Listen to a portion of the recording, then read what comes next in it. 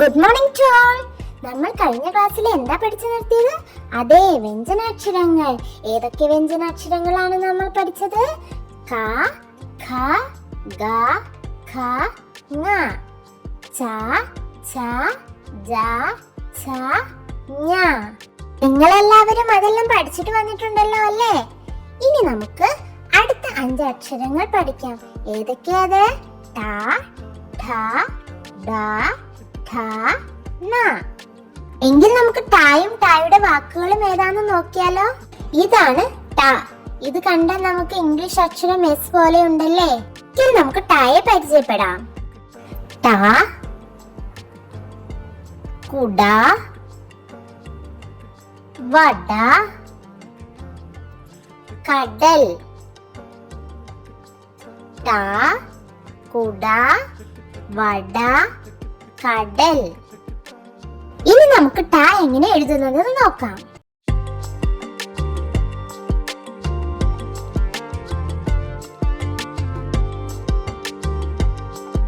അടുത്ത അക്ഷരം ഠ. ഠ എങ്ങനെയാണെന്ന് പരിചയപ്പെടാം. ഠ, പീഠം, മിഠായി, പഠനം.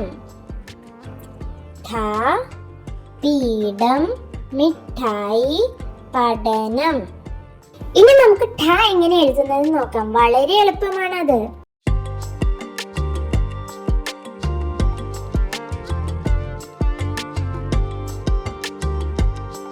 അടുത്ത അക്ഷരം ഡ. ഡ എങ്ങനെയെന്ന് നോക്കാം. ഡ, ഡപ്പി, ഡയറി, ഗരുഡൻ.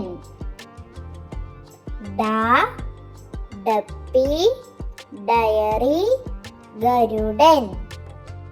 ഡ എങ്ങനെ എഴുതുന്നതെന്ന് നമുക്കിനി നോക്കാട്ടോ.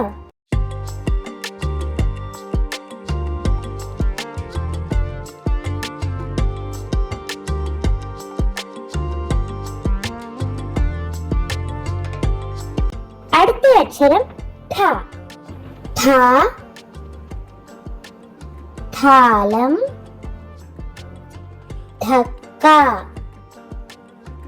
ഠ, ഠാലം, ഠക്ക. ഇനി നമുക്ക് ഠ എങ്ങനെ എഴുതുന്നതെന്ന് നോക്കാം.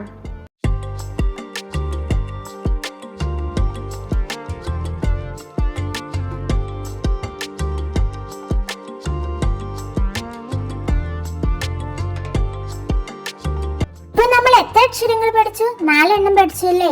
ഇനി അടുത്തത് ന. ട, ഠ, ഡ, ഠ, ന. ലാസ്റ്റത്തെ അക്ഷരം ന. ന, വീണ, അരണ, കിണർ. ന, വീണ, അരണ, കിണർ. ന എങ്ങനെ എഴുതുന്നെന്ന് നോക്കിയാലോ.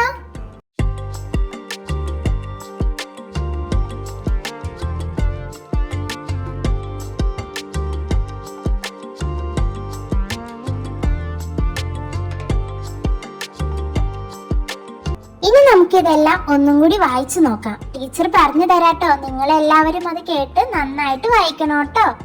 ട, ഠ, ഡ, ഠ, ന. ഒന്നും കൂടെ. ട, ഠ, ഡ, ഠ, ന.